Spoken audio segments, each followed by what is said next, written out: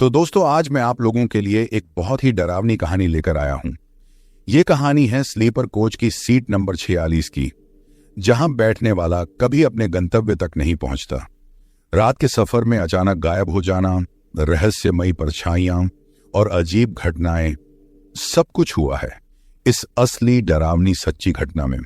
तो दोस्तों, कहानी शुरू करने से पहले मुझे आपसे एक छोटी सी रिक्वेस्ट है कि अगर आप लोग मेरे चैनल पर नए हैं तो मेरे चैनल को सब्सक्राइब करें और मेरी वीडियो को लाइक करें। तो चलिए दोस्तों, बिना समय बर्बाद किए कहानी शुरू करते हैं। मेरा नाम मोहन तिवारी है। मैं इलाहाबाद, जिसे अब प्रयागराज कहते हैं, का रहने वाला हूं। पिछले 10 सालों से भारतीय रेल में ऐसी कोच अटेंडेंट के रूप में काम कर रहा हूं। रात दिन सफर मेरा हिस्सा बन चुका है, लेकिन 2014 की वो रात आज भी जब याद आती है तो नींद उड़ जाती है। उस दिन मेरी ड्यूटी इलाहाबाद से दिल्ली जाने वाली नाइट एक्सप्रेस में लगी थी। कोच था S5। सर्दी का मौसम था, दिसंबर का महीना। प्लेटफॉर्म नंबर 5 पर ट्रेन लगी थी और हल्की धुंध छा रही थी। मैं हमेशा की तरह कोच में जाकर सब सीटें, पर्दे और लाइट्स चेक कर रहा था। यात्रियों के लिए चादरें और तकिए ठीक कर रहा था। सब कुछ बिल्कुल सामान्य लग रहा था। करीब 9:20 हुए होंगे, तभी एक युवक कोच में आया। उम्र 25 से 26 के बीच होगी। साफ सुथरा कपड़ा, लेकिन आंखों में कुछ अजीब बेचैनी थी। टिकट दिखाते हुए बोला, भैया, सीट नंबर 46। मैंने देखा A2 की सीट नंबर 40 खिड़की के पास थी, बीच का बर्थ।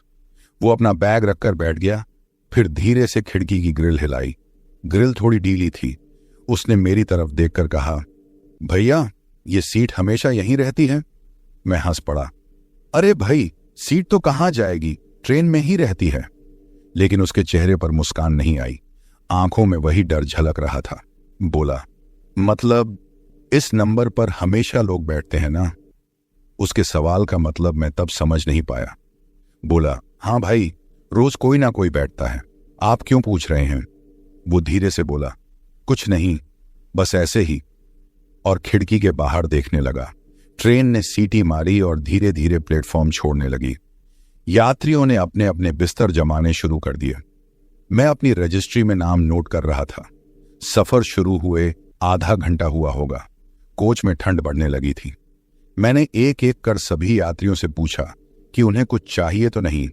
जब मैं सीट नंबर 46 के पास पहुंचा, वो युवक अंकुर सिंह चुपचाप बैठे बैठे खिड़की के बाहर झांक रहा था। बाहर सिर्फ अंधेरा था, लेकिन वो जैसे किसी चीज को देख रहा हो। मैंने पूछा, भाई साहब, खाना लेंगे? वो चौंक गया, फिर धीरे से बोला, नहीं, भूख नहीं है। उसकी आवाज में ऐसा कंपन था जैसे गले में कुछ अटका हो। मुझे लगा शायद बीमार है या सफर में नया है। मैं आगे बढ़ गया। रात के करीब 11:30 बजे ट्रेन फतेहपुर स्टेशन पार कर रही थी। मैं कोच में घूम रहा था, यात्रियों की नींद चेक कर रहा था। चादरें सही ढंग से बिछी हैं या नहीं, और कोई परेशान तो नहीं है। सब कुछ सामान्य लग रहा था, लेकिन मेरे दिल में हल्का सा अजीब सा डर बैठा हुआ था। पिछली घटना, यानी अंकुर की अजीब हरकतें, अब भी मेरे दिमाग में ताजा थीं। सीट नंबर 46 पर अंकुर अभी भी जाग रहा था। वो खिड़की के पास बैठा बाहर अंधेरे में टकटकी लगाए देख रहा था। उसकी आंखों में बेचैनी साफ दिख रही थी। मैंने हंसते हुए कहा, सो जाइए साहब, इतनी रात को क्या देख रहे हो? वो धीरे धीरे मेरी तरफ देखा, फिर हिचकिचाते हुए बोला, भैया, बाहर कोई चल रहा है। मेरे मन में थोड़ी चिंता हुई, लेकिन मुस्कुराकर कहा, रात का वहम होगा, बाहर कोई नहीं है। ट्रेन तेज चल रही है, बस पेड़ों की परछाइयां झलक रही होंगी। अंकुर कुछ नहीं बोला, बस आंखें बंद किए बाहर देखते रहा। मैंने सोचा शायद वो डरावनी कहानी पढ़कर डर गया हो, इसलिए मैं आगे बढ़ गया और अन्य यात्रियों की बर्थ चेक करने लगा। करीब 10 मिनट बाद जब मैं वापस आया तो मैंने देखा सीट नंबर 46 खाली थी। मैं समझ नहीं पाया। चादर बिछी थी, बैग वहीं रखा था, लेकिन अंकुर नहीं था। मैंने आसपास देखा, कोच के दोनों दरवाजे बंद थे, कोई नहीं था। ट्रेन का साइलेंस बढ़ा हुआ था। यात्रियों की नींद वैसे ही चल रही थी, किसी ने कुछ देखा नहीं था। मेरे शरीर में ठंडी हवा दौड़ गई। तभी अचानक खिड़की अपने आप खुल गई। ठंडी हवा कोच में आई और मेरे बाल खड़े हो गए। बैग हल्का हिल गया। मैं झटके से खड़ा हो गया। आसपास कुछ नहीं था। मैंने तुरंत सीट के नीचे देखा। बैग और चादर वहीं थे, पर अंकुर का कोई निशान नहीं था। मेरे मन में डर और जिज्ञासा एक साथ बढ़ गई। मैंने ट्रेन के अगले सिरे तक झांका, वहां भी कोई नहीं। मैंने खिड़की के बाहर देखा, सिर्फ अंधेरा और जंगल की परछाइयां। मैंने गार्ड को फोन किया। मोबाइल नेटवर्क कमजोर था, लेकिन आवाज पहुंच गई। उसने कहा, भाई साहब, कोई स्टेशन के बाहर दिखाई नहीं देता। ट्रेन चल रही है और कोई भी बाहर नहीं उतर सकता। मैं वापस कोच में आया और खिड़की को बंद किया, लेकिन फिर भी एक अजीब शीतलता मेरे पूरे शरीर में फैल गई, जैसे किसी ने मेरे गले में हाथ रख दिया हो। मैं धीरे धीरे सीट नंबर 46 के पास बैठा। बैग को उठाकर देखा। बैग सामान्य था।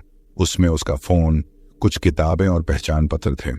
फोन में आखिरी एक्टिविटी देखी तो अंकुर ने 10 मिनट पहले स्क्रीन ऑन किया था, और उसके बाद कोई जवाब नहीं था। मैंने खिड़की पर ध्यान दिया।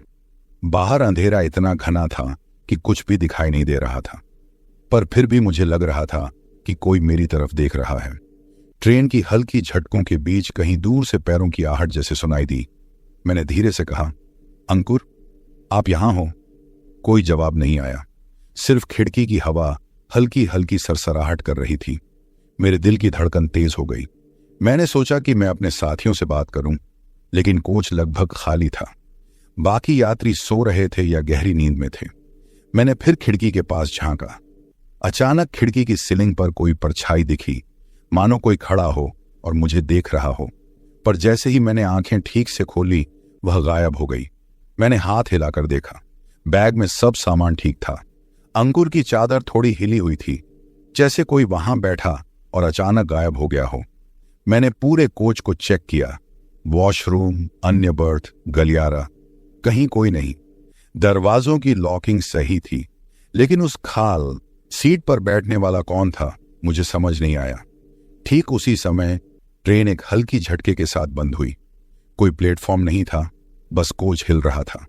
खिड़की से अजीब आवाजें आ रही थीं, जैसे कोई धीरे धीरे कदम उठा रहा हो। मैं डर के मारे अपनी सीट के पास झुक गया। मन में एक सवाल उठ रहा था। अंकुर तो अभी कुछ ही समय पहले था, लेकिन अब वह अचानक गायब। मैंने अपने सहकर्मी से संपर्क किया, पर मोबाइल सिग्नल नहीं मिला। ट्रेन आगे बढ़ रही थी। कोच में मैं अकेला महसूस कर रहा था। सब यात्री सो रहे थे, कोई आवाज नहीं। ट्रेन रात के 12:30 पर कानपुर सेंट्रल पहुंच गई।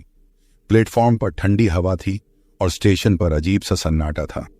आमतौर पर रात के इस समय प्लेटफॉर्म पर हलचल रहती है, लेकिन आज कुछ अलग था, जैसे पूरा स्टेशन किसी अजीब भय से थरथरा रहा हो। मैं तुरंत टीटी और आरपीएफ को बुलाया। मेरे हाथ कांप रहे थे, मन बेचैन। टीटी ने टिकट की जांच शुरू की। आरपीएफ जवान पूरे कोच के चारों तरफ दौड़ रहे थे। मैंने खुद भी हर बर्थ और गलियारे को चेक किया। सीट नंबर 46, वही जिसने मुझे और पूरी ड्यूटी टीम को रात भर परेशान किया था। उसके पास जाकर मैंने हर चीज ध्यान से देखी। अंकुर की चादर थी, बैग पड़ा था, लेकिन अंकुर कहीं दिखाई नहीं दिया। टीटी ने उसकी टिकट का पता देखा। नाम था अंकुर सिंह, लेकिन पता जांचने पर पता चला कि वहां कोई नहीं रहता। पूरी सड़क, घर और मोहल्ला जांचने के बाद भी कोई अंकुर सिंह नाम का व्यक्ति वहां नहीं मिला। यह जानकर सभी के होश उड़ गए। यह मामला पहले भी कहीं सुना नहीं गया था। मैंने कोच की सीट के नीचे टॉर्च मारी। धूल और पुराने कागज के बीच कुछ गहरे लाल धब्बे थे। मैं पहले समझा कि शायद पानी के कारण रंग ऐसा हुआ है, लेकिन धब्बे खून जैसे लग रहे थे। हाथ से छूकर देखा, गाढ़ा और चिपचिपा। सफाई कर्मचारी पास आया और बोला, साहब, ये धब्बे हर सफर में निकलते हैं, हर बार इसी सीट के नीचे, कोई साफ नहीं कर पाता। मैंने उसकी बात पर ध्यान दिया। उसने आगे कहा, हमने कई बार नोटिस किया है, चाहे दिन का सफर हो या रात का, ये लाल धब्बे हमेशा निकलते हैं। कभी पैरों की धूल के साथ, कभी किसी सवारी की चोट के निशान के साथ। मेरा दिल जोर जोर से धड़क रहा था। मेरे दिमाग में बार बार वही रात और वही गायब अंकुर का चेहरा घूम रहा था। इस कोच में कुछ ऐसा था जिसे कोई समझ नहीं पा रहा था। मैंने खिड़की की तरफ देखा। बाहर अंधेरा और सन्नाटा। ट्रेन का शोर भी कम हो गया था। प्लेटफॉर्म पर सिर्फ 1-2 लोग टहल रहे थे। अजीब बात यह थी कि जिस जगह पर अंकुर की सीट थी वहां अचानक से हल्की ठंडी हवा चलने लगी। मैंने देखा खिड़की के पास कुछ हल्का सा सरसराया, जैसे कोई वहां खड़ा हो और धीरे से हवा को हिला रहा हो। मैंने सहकर्मी से पूछा, क्या आपको कुछ दिखा? वो बोला, नहीं साहब, सिर्फ हवा चल रही है, कोई नहीं है। लेकिन मैं जान रहा था कि कोई था, कोई अदृश्य जिसे हम देख नहीं सकते थे। ये कोई सामान्य वहम नहीं था। हमने आरपीएफ और टीटी के साथ कोच के दरवाजों को चेक किया, बाहर के रास्ते, प्लेटफॉर्म की सुरक्षा, सब कुछ। ट्रेन का पिछला दरवाजा भी बंद था, कोई भी बाहर नहीं जा सकता था। लेकिन अंकुर गायब था। मैं धीरे धीरे उस सीट के पास गया। लाल धब्बे अब और गहरे लग रहे थे। टॉर्च की रोशनी में ऐसा लग रहा था जैसे ये धब्बे जिंदा हों। हाथ लगाने की हिम्मत नहीं हुई। सफाई कर्मचारी ने कहा, साहब, ये धब्बे हमेशा यहीं से शुरू होते हैं, कभी कोई सफाई करने वाला भी रात में नहीं बैठा। मैंने अपने सिर पर हाथ रखा। ये सब सुनकर मेरे पैरों तले जमीन खिसक गई। मेरा दिल जोर जोर से धड़क रहा था। ट्रेन का साइलेंस, प्लेटफॉर्म की खामोशी और वो लाल धब्बे, सब कुछ एक डरावनी कहानी का हिस्सा लग रहा था। मैंने फिर खिड़की की तरफ देखा। प्लेटफॉर्म पर कहीं दूर एक हल्की परछाई दिखाई दी, छोटे कदमों की आवाज जैसे किसी ने धीरे धीरे बढ़ाई हो। लेकिन जैसे ही मैंने ध्यान से देखा, वह गायब हो गई। मैंने आरपीएफ जवान को बुलाया। आपने कुछ सुना? वो बोला, नहीं, सब सामान्य है, ट्रेन में कोई नहीं है। लेकिन मैं जानता था कि कुछ था, कुछ जो दिखता नहीं लेकिन महसूस होता है, कुछ ऐसा जो हमेशा उसी सीट के पास रहता है। हमने पूरी बर्थ चेक की, कोच का हर कोना, लेकिन अंकुर का कोई निशान नहीं मिला, सिर्फ लाल धब्बे और बैग। उसकी चादर थोड़ी हिली हुई थी। ऐसा लग रहा था जैसे कोई वहां बैठा और अचानक गायब हो गया। मैंने सफाई कर्मचारी से पूछा, इतने सालों में कभी कोई जान गया कि ये धब्बे किसके हैं? वो सिर हिलाता हुआ बोला, नहीं साहब, कई यात्रियों के गायब होने की खबरें आई हैं, लेकिन हर बार रिकॉर्ड में सिर्फ यही सीट नंबर और लाल धब्बे ही रहते हैं। मैंने धीरे से बैग उठाया। अंकुर की किताबें, पहचान पत्र और मोबाइल सब वहीं थे, लेकिन अंकुर का कोई पता नहीं। यह मेरे लिए अब समझ से बाहर था। ट्रेन फिर चल पड़ी। कानपुर स्टेशन की लाइटें दूर होने लगीं। प्लेटफॉर्म पर सन्नाटा और बढ़ गया, जैसे कोई अदृश्य शक्ति हमारे पीछे देख रही हो। मैं खिड़की के पास बैठा, मन में डर और सवालों का एक अजीब सा मिश्रण। क्या अंकुर सच में कभी यहां था, या ये कोई वहम, कोई अदृश्य शक्ति थी जो इस कोच के साथ सफर करती रही है? मैंने खुद से कहा, मोहन, यह सीट नंबर 46 और ये कोच कुछ अलग है, कुछ ऐसा जो हम इंसानों की समझ से परे है। उस रात पूरी तरह नींद नहीं आई। हर बार जब ट्रेन के हल्के झटके लगते, मुझे लगता जैसे कोई कदम मेरे पीछे बढ़ रहा हो। हर बार लाल धब्बे और अंकुर की परछाई मेरे दिमाग में घूमती। ट्रेन ने आगे का सफर जारी रखा, लेकिन मैं जान गया था कि यह घटना सिर्फ रात का वहम नहीं था। ये कोच और ये सीट नंबर 46 कुछ छुपा रही थी, कुछ ऐसा जो यात्रियों को हमेशा भयभीत कर देता था। अगली सुबह ट्रेन इलाहाबाद लौट आई। मैं थका हुआ और भीतर भीतर परेशान था। रात की घटना, सीट नंबर 46 और अंकुर सिंह की अचानक गायब होने वाली हरकत मुझे बार बार याद आ रही थी। प्लेटफॉर्म पर उतरते ही मैंने अपनी रिपोर्ट स्टेशन अधिकारी को दी। सर, सीट नंबर 46 पर यात्रियों का अचानक गायब होना और लाल धब्बे, मैंने पूरे विवरण के साथ कहा। अधिकारी ने मुझे बीच में रोकते हुए गंभीर स्वर में कहा, मोहन, यह कोई नई घटना नहीं है। सीट नंबर 40 से अधिक पर पहले भी हादसे हुए हैं। मेरे शरीर में ठंडी लकीर दौड़ गई। मैं तो बस पिछले रात के अनुभव से ही डर गया था। सर, मतलब? मैंने घबराते हुए पूछा। अधिकारी ने पुराने रिकॉर्ड दिखाए। पिछले 3 सालों में इस सीट से जुड़े 3 यात्रियों की मौत या अचानक गुमशुदगी दर्ज थी। एक यात्री फतेहपुर के पास गायब हुआ, एक कानपुर के जंगल में, और तीसरा दिल्ली पहुंचने से पहले ही कोच में दिखाई नहीं दिया।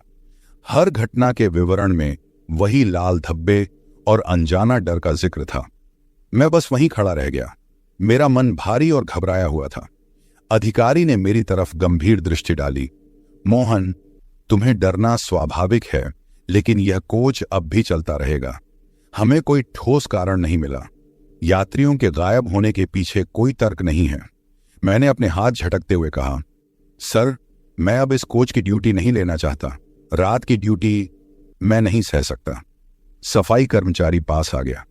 उसकी आंखों में डर और अनुभव दोनों झलक रहे थे। उसने धीरे से कहा, साहब, हम भी डरते हैं। कई बार सफाई के दौरान रात में सफेद कपड़ों में कोई बैठा हुआ दिखता है।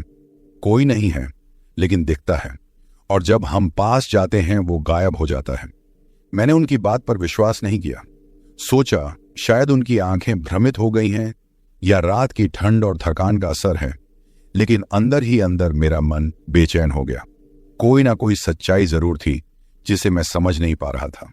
दिन भर प्लेटफॉर्म पर काम करते हुए भी मेरा दिमाग सीट नंबर 46 पर अटका रहा। हर यात्री जब उस कोच में जाता, मैं उसका ध्यान रखने की कोशिश करता, और जैसे ही कोई उस सीट पर बैठता, मेरे भीतर अजीब सा डर पैदा हो जाता। उस दिन रात की ड्यूटी मेरे लिए बहुत मुश्किल थी। जैसे ही ट्रेन प्लेटफॉर्म पर लगी, मैं E2 कोच के पास गया। मैं जानता था कि मुझे उसी सीट की तरफ देखने से डर लग रहा है, पर मजबूरी थी। मैंने धीरे धीरे कोच में कदम रखा। कोच अंदर से सामान्य दिख रहा था। यात्रियों की नींद में कोई दखल नहीं था, लेकिन वही सीट नंबर 46 खिड़की के पास मैंने देखा, बैग रखा हुआ, चादर बिछी हुई, लेकिन कोई नहीं था। और फिर खिड़की से हल्की ठंडी हवा आई। मैंने सोचा बस वहम है, बस हवा है, लेकिन मेरे हाथ कांप रहे थे। मुझे याद आया सफाई कर्मचारी की बात, सफेद कपड़ों में कोई दिखाई देता है।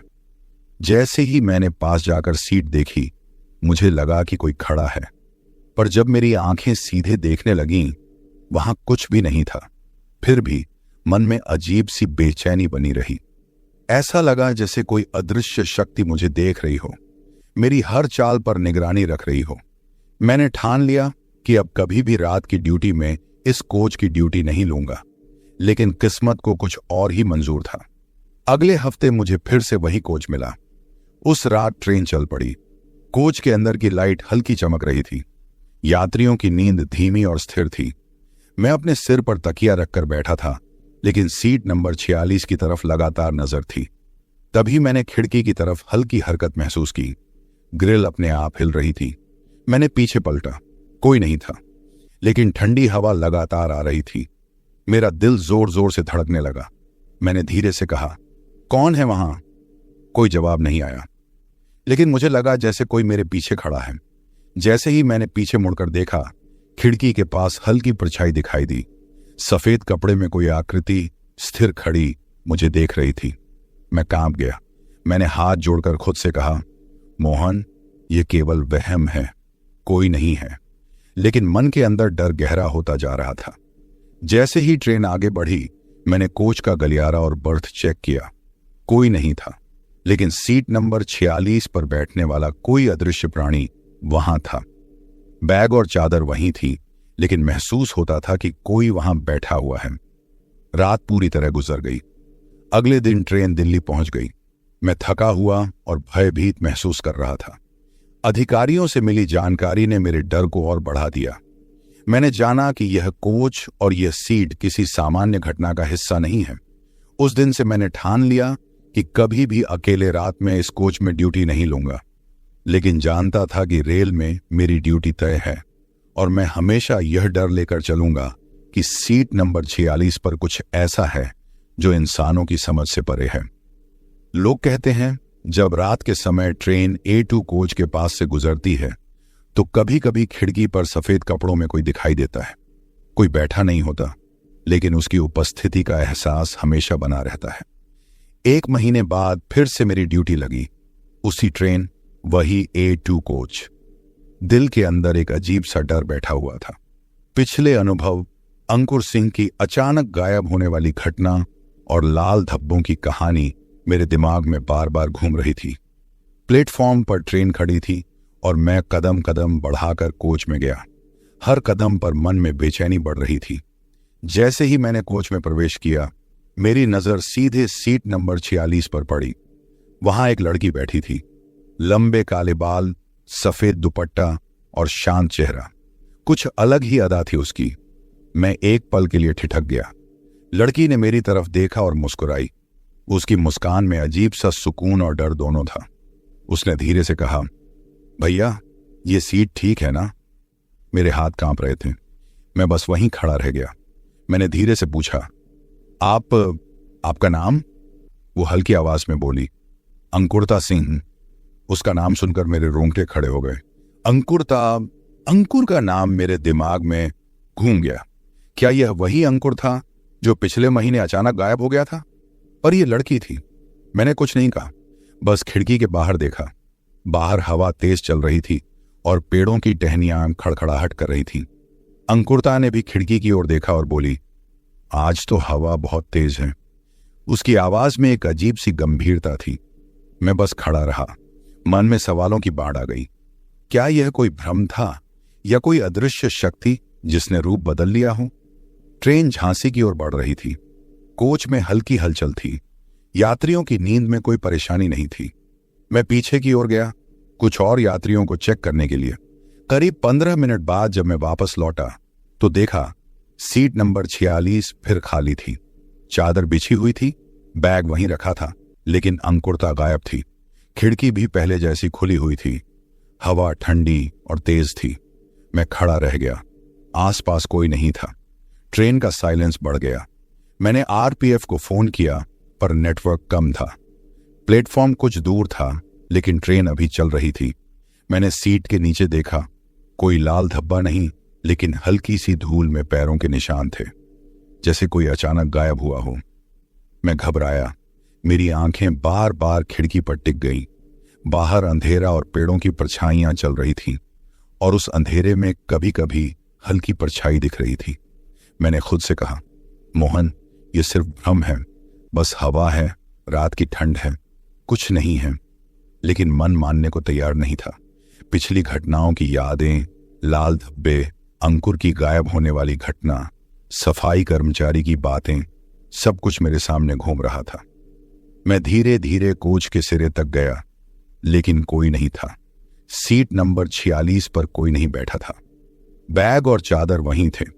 खिड़की की हवा लगातार आ रही थी। जैसे ही ट्रेन झटके खाती, मुझे लगा कि कोई धीरे धीरे मेरे पीछे बढ़ रहा है। पैरों की हल्की आवाजें थीं, लेकिन कोई दिखाई नहीं दे रहा था। मैं कांप गया। मैंने फिर खिड़की की तरफ देखा। अजीब सा सन्नाटा था। फिर अचानक खिड़की पर हल्की परछाई दिखाई दी। सफेद कपड़े में कोई खड़ा था। मैंने डर के मारे अपनी आंखें बंद कर ली।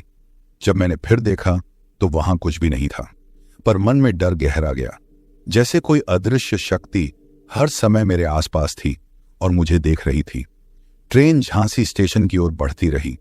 मैं अपनी ड्यूटी पूरी करने की कोशिश कर रहा था, लेकिन मन बार बार उसी सीट और उसी चेहरे की तरफ जा रहा था। रात गुजर गई। जब ट्रेन अगले दिन पहुंची, मैं थका हुआ और भयभीत महसूस कर रहा था। मैंने सोचा, यह घटना केवल भ्रम नहीं थी। यह सीट नंबर 46 और इस कोच में कुछ छुपा हुआ था, और उस परछाई का चेहरा, अंकुरता सिंह का नाम, मन में एक सवाल छोड़ गया। क्या यह वही अंकुर था जो किसी रहस्यमयी वजह से गायब हुआ था और अब किसी रूप में वापस आया था? मैं मोहन तिवारी, जो सालों से स्लीपर कोच अटेंडेंट हूं, अब भी उस रात की याद से कांपता हूं। और हर बार जब S5 कोच की ड्यूटी मिलती है, मेरी नजरें सीधे सीट नंबर 46 पर चली जाती हैं, और मन में एक सवाल हमेशा रहता है, यह रहस्य कब तक जारी रहेगा? उस रात के बाद मैंने ठान लिया कि कभी भी अकेले रात में उस कोच में नहीं बैठूंगा, लेकिन रेल की ड्यूटी का नियम और जिम्मेदारी मुझे फिर से उसी कोच की ओर खींच लाती है। हर बार ट्रेन प्लेटफॉर्म छोड़ती है, मेरी नजरें उस खाली सीट पर जाती हैं, और कभी कभी मुझे लगता है खिड़की के बाहर वही परछाई मुझे देख रही है, मुस्कुरा रही है। हवा तेज चल रही होती है और ट्रेन की हल्की झटके मेरे मन में वही डर पैदा कर देते हैं, और मैं जानता हूं कि सीट नंबर 46, A2 कोच और अंकुर का रहस्य अभी खत्म नहीं हुआ है। यह रहस्य मेरे साथ हमेशा रहेगा, चाहे मैं उसे देखूं या नहीं। अब 10 साल बीत चुके हैं। मैं अब गोरखपुर डिपो में पोस्टेड हूं, पर S5 कोच की सीट नंबर 46 का नाम सुनते ही दिल आज भी कांप उठता है। यह कोच, यह सीट मेरे जीवन का हिस्सा बन चुकी है, और मेरे मन में हमेशा एक अजीब भय का एहसास जगा देती है। जब कभी ट्रेन इलाहाबाद से दिल्ली की ओर रात में जाती है, यात्रियों के लिए यह सफर सामान्य लगता है, लेकिन रेलवे कर्मचारियों और पुराने अनुभव रखने वाले लोगों को पता है कि इस कोच में कुछ अजीब है। लोग कहते हैं कि किसी रात के पहर जब ट्रेन तेजी से दौड़ रही होती है, सीट नंबर 46 की खिड़की अपने आप खुल जाती है, बिना किसी हवा या झटके के, और उस खिड़की के पास सफेद कपड़ों में कोई परछाई बैठी दिखाई देती है। मैंने खुद कई बार कोशिश की कि यह सिर्फ हवा या वहम है, पर अनुभव बताते हैं कि यह वास्तविक है। ट्रेन के पिछले यात्रियों की कहानियां अब भी रिकॉर्ड में हैं। जो यात्री इस सीट पर रात में बैठे, वे कभी अपनी मंजिल तक नहीं पहुंचे। कोई गुमशुदा हुआ, कोई अचानक गायब हो गया, कभी किसी का शव ही नहीं मिला। रेलवे ने कई बार प्रयास किया कि सीट की संख्या बदल दी जाए। 46 को हटाकर 56, 60, 56 या 36 नंबर दे दिया गया, पर जैसे ही ट्रेन में यात्री बैठते, वही नंबर फिर उभर आता, लाल गाढ़ा, जैसे किसी ने खून से लिखा हो। सफाई कर्मचारी और पुराने सहकर्मी बताते हैं कि यह संख्या हर बार उसी तरह दिखती है, जैसे सीट खुद बोल रही हो, मैं 46 हूं और मैं जीवित हूं। मैं खुद उस कोच में कई बार ड्यूटी करने गया, लेकिन हमेशा अपने आप को डर से रोकना पड़ा। किसी भी रात जब मैं वहां अकेला होता, मुझे लगता कि खिड़की के पास कोई देख रहा है। कभी हल्की ठंडी हवा आती, कभी पैरों की हल्की आहट, और वही खामोशी। कोच में कोई नहीं होता, यात्रियों की नींद होती, फिर भी मुझे लगता कि कोई मेरी हर चाल पर नजर रख रहा है। सफेद कपड़ों में वह परछाई, कभी लड़के जैसी, कभी लड़की जैसी, हर बार अलग रूप में दिखाई देती है। मैंने इसे अपनी आंखों से देखा, पहले अंकुर सिंहा, फिर अंकुरता। कभी किसी यात्री ने बताया कि वह वहां बैठी थी, मुस्कुराई और खिड़की के बाहर हवा देख रही थी। जब देखा गया, वह गायब हो चुकी थी। बैग, चादर, कुछ निशान छोड़ जाती, लेकिन शरीर और चेहरा कभी दिखाई नहीं देता। एक बार मैंने साहस करके खिड़की की तरफ झांका। प्लेटफॉर्म के पास अंधेरा और पेड़ों की परछाइयां थीं, और फिर खिड़की के पास हल्की परछाई, सफेद कपड़े में, बिल्कुल स्थिर। मैंने धीरे धीरे कहा, कौन हो तुम? पर कोई जवाब नहीं आया। जैसे ही मैंने अपनी आंखें खोलें, वह गायब थी, लेकिन मन में डर और बेचैनी हमेशा बनी रही।